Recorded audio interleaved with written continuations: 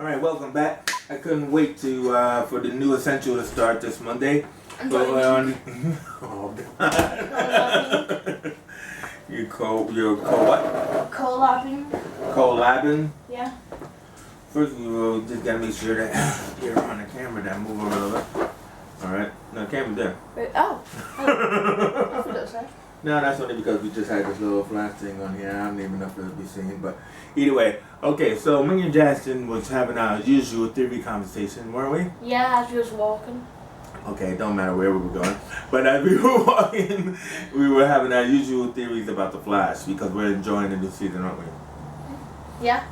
Alright, so let's get right to it, okay? So, first of all, let me just start on the negative side and then we'll get into the positives, huh? Mm-hmm. So, my negative with this season, and it will lead into a positive, is that we jumped right into six months later. Right, so we had this great build-up, a fantastic season. Flash zipping into the singularity, and then it turns out that Eddie sacrifices himself. Yeah. Yeah. And it kills Eobard, aka Harrison. Right, and so now that means Harrison Wells is wiped out of history. Now, for anybody who knows Back to the Future, especially with the whole big Back to the Future celebration that was going on this week, is the fact that with Eobard Thawne not killing Harrison Wells means that Harrison Wells should be erased from time. No, Harrison Wells himself should be alive. Yeah, he should be alive. He should be alive. Now, also that means Simon Stark should be alive. Everyone that Harrison killed. Yeah, should be alive. So Simon Stark should be alive.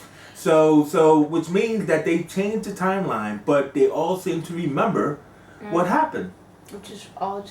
Very odd, very odd. Now, my first theory is that the reason why our cast remembers is because they were in the middle of the wormhole where the singularity happened. So even though time had changed, they still remember it as it existed. Which means that without Harrison Wells to affect the particle accelerator, having Barry create his powers, and having all these adventures to help him increase his speed, right? Why is there Flash Day? Why are there villains like Captain Cold and everybody? Well, Cisco created the code gun, not Harrison Wells, so that's why Captain Cold's around. But for the metahumans, they should be dead. Like now we haven't seen fair dues. We haven't seen Weather Wizard and the Mist and all that. We have had We have had Patty Spivot talk about Weather Wizard. No, but that's right. She did talk about the weather with the brothers and about them getting powers. So why bad guys getting powers? So that means everything still exists except for no Eobard Thawne taking over Harrison Wells, but everything else still happened. That really doesn't really make too much sense. Now, the only thing that it could be is that the writers have a plan, and I trust in the writers that they're going to explain it all, right? But for now, 3 episodes in, we're well, where's the explanation, dude, right? Where's Killer Frost? Yeah. Well, yeah, you're saying where's Killer Frost, which they predicted, but she's coming. She's coming, she's coming. Okay. But there were so many characters that they've talked about, and we'll get to the list. The 3rd episode, other than the list, there are other characters Mirror Master, Dr. Alchemy, Dr. Light. Well, that's because it was mentioned that these guys are coming. Trust me, they're coming. Now, then we have the new theory of the Earth 2 and the 52 points of singularity, right? Now, so far, 52 breaches. Thank you. Now, what we're having is that we're having the villains so far come from Earth 2, being sent by this mysterious Zoom character who looks like the rival to me, the Black Flash.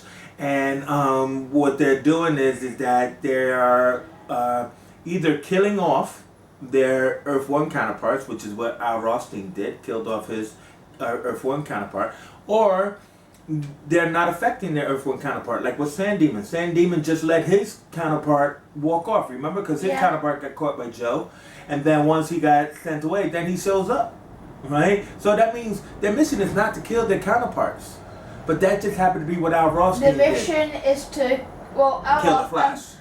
Did Al Wilson kill his counterpart? Yeah, he did. That's why. That's what happened. They found the body, right? So they found the Earth One version of Al Rothstein. They found him dead, and then there was this other Al Rothstein who was the Atom Smasher. So they were like, "What's going on?"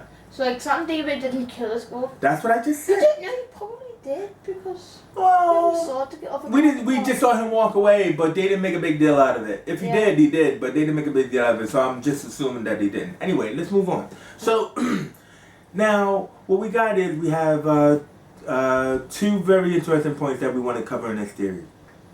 The first point is who is Wally West, and the second point is the list. So that's what we're going to talk about in this theory section. So who is Wally West? Now, what happened is that I think a lot of people got upset when they heard all these speedsters come along. We have Jay Garrick, we have Wally West, and we have Jesse Chambers, Jesse Quick, yeah, and Patty Spivot, for four. So people were saying, "Oh man, there are going to be too many speedsters." But trust in the writers, as we're doing, and as we see, Jay Garrick has no speed powers, but he's going to serve as the Harrison Wells mentor to Barry. So boom, so there's a role for him.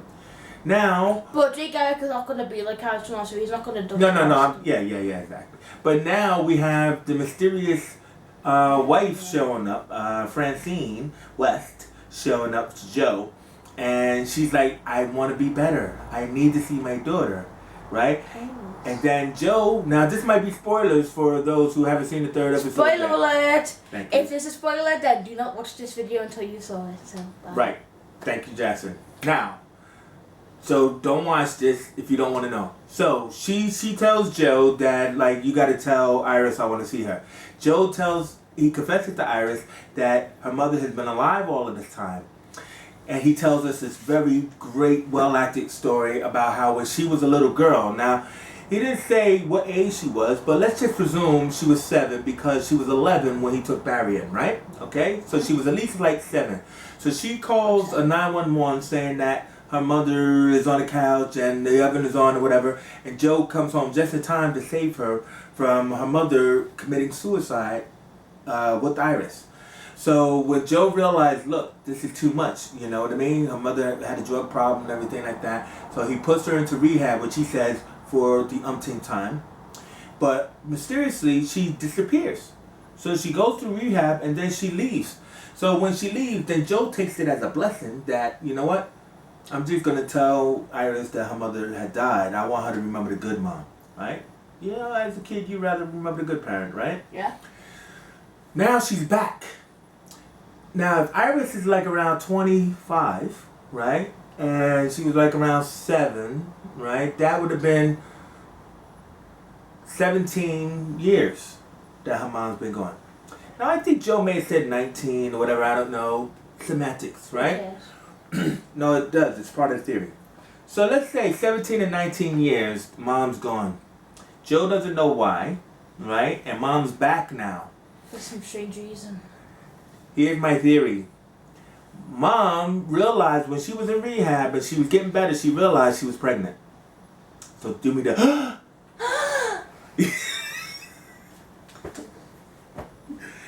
She says to herself, look, I don't want to burden Joe. He's already got Iris, right? And I'm going to leave and raise the child on my own. I'm going to thank God that I'm blessed with this beautiful boy. And I'm going to raise him on my own. But in raising him, and she's kind of fractured, so in raising him, he would be about 18 to 19 now. That means he would have graduated or should have graduated from school or be on that road to manhood. So as any woman would think that a good boy needs a good father, right? So I think that she has a secret for both Joe and Iris, and she wants to tell them together that they have a brother. Oh yeah, and by the way, West. to take that all in, just pause the video, and we'll give you a few seconds to pause the video. Alright, now that you've paused the video, unpause So it now. Wally is not from Earth 2. Wally will be from this Earth, and he will be the son of Joe West. And he has been around for 18 to 19 years, raised by his mom, and Joe never knew he existed. There's the theory. That would be awesome. Wouldn't that not be awesome? Because now he comes in with attitude. He comes in trying to be a part of the family. He comes in with Barry, who was beautifully raised by Joe, right? So Joe, who always probably wanted a son, now realizes that he has one. And it's like, oh my God, it's going to create so much tension and goodness. To the point when, you know, hey, Wally's hanging about. And remember, in the new comics, in the new 52 comics, Wally was kind of like a badass, right? And you also, and also the old version of Wally, like if you watch Justice League, you'll know that Wally is also like a jokester. He's like a speedy, like Spider-Man. So yeah, so he could bring that little kind of spark and humor to the team. So I'm thinking that, yeah. So what I'm thinking is that like when Wally, you know, comes along, he's on the fringe, and Jay Garrick, who was powerless, Zoom is around. Something's going to happen that it will cause hopefully Jay to get his powers. And when Jay does finally get his powers, because I don't think he's going to be powerless for the whole time, that's when Barry gets it. I mean, that's when Wally gets his powers. Unfortunately, there are theories that I do not want to happen. There's a theory going around that Zoom is the evil version of Wally West, which I think that's stupid. Yeah. Even the evil version of Barry, I think that's stupid. I think this is the best version ever because it makes so much sense. It has so much potential for conflict. There's a reason why we haven't seen Wally at all in the first season, and now we can. And it also ties in with the comic books. It ties in with the possibility. What the hell? Hello, John Campier. We love you, mate, but that's not what we wanted to see. All right, man. All right. All right. Now, final second part of the theory thing is the list. So, tell us about that list. Remember what happened in season 1, Jackson? Yes, it's a season 1 episode. Doesn't matter 7. what number It's we're season on. 1, episode 7. The episode of Blackout and the Clock King. Blackout's all angry with Dr. Wells. And Blackout's saying to Dr. Wells, you've got no idea who's died in the particle accelerator. And Howard Wells was like, well, actually, I do know. Al Wastine, Grant Summers, Grant Emerson, Bayer DaCosta, Wolf Digby. Digby. What else was there? Dibney. No. Al Wastine. That was them. Everett wasn't there? Like, Oh yeah, that's right. Will Everett. Real Everett. Oh my God, Will Everett. Okay, so out of those 5, that's the list. Now, he said this to Cisco, Barry, and Caitlin. Blackout, but he's Blackout's dead. Anyway, the point is the fact that now that the timeline has shifted and we haven't seen how, the theory is that what the timeline shift has done is created these 52 points of singularity to the point where when all the particles went out, instead of killing those 5 and others on the list, they've actually imbued them with powers. So all the villains and the heroes are not going to come from Earth 2 out of the singularity, but they will also be affected by the singularity, and they will be those people that are on the list. So what we have been privy to, and this is why I respect the writers, is that in the first episode we have gotten Al Rothstein, first one on that list, who was Star Smasher. So what happens is that neither of our cast recognized the name. Yeah? I thought Al Wastine was Adam. Smasher, yeah. But they didn't recognize the name from the list, is what I'm saying. So this is the point. Only geeks like us will know this. They didn't recognize the name, which is fair, right? So now what happens is there's 4 other people on that list. So let's let you know who they are. Grant Emerson is Damage. Bayer DaCosta is Fire.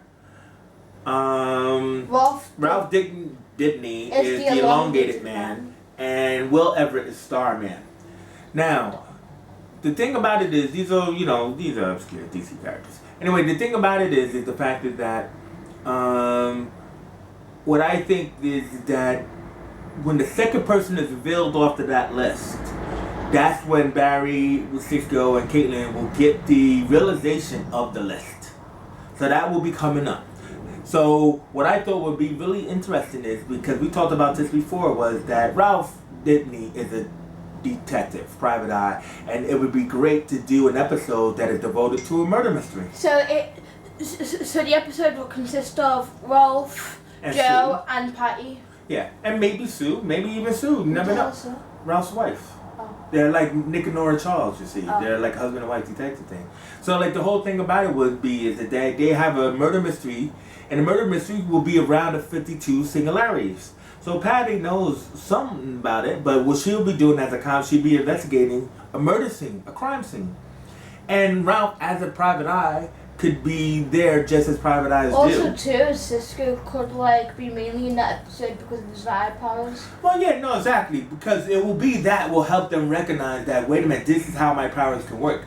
See, what Cisco has is these premonitions, and he sees Visions. sideways, right? So, like, in that fashion is that when they start to put two and two together, then they can realize this is how we can utilize your power. It's for you to find these other people But with powers. unfortunately, Cisco hasn't told anybody Well, except for Professor Stein. yeah.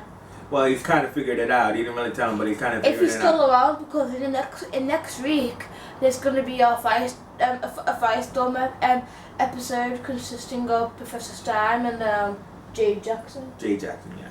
So yeah, so anyway, so to finish off the theory, what I'm thinking is that a private eye could show up on a crime scene like they do in usual TV shows. That private eye could be Ralph Dibny and everything, investigating the death of somebody else, like a Will Everett, you know what I mean, or Beta Costa, which I know you don't want, but it could be her, and that. Well, I'm just saying. And in that fashion that's how they could recognize, wait a minute, that list, these people with powers that were affected in pre-time could also be affected in this time. So, what do you think about our theory? I mean, I think it's a pretty good one. I mean, hopefully this didn't take too long and everything. But remember that Essential returns. We're going to start filming again this Monday. And we're going to be explaining that theory again. So yeah, we'll be letting the other guys dabble with the theory and everything. We are like pretty much a episode ahead, and so we let you know about the spoilers. But really, this is not a spoiler. This is pure theory. But hopefully, we'll see that it comes true. That like Wally West is from Earth 1 and not Earth 2. Well, technically it's not a spoiler because Iris's mom Francine was in the. Only thing is that people who didn't see episode 3 don't know that Iris knows and everything. So that's what we said. Yeah. I can always cut it off before that. Alright, well thanks for watching the theory though anyway. Okay, bye. What, no Excelsior or anything like that? Well, this is not Marvel, this is not a Marvel Well, yeah, episode. but Professor Stein said it.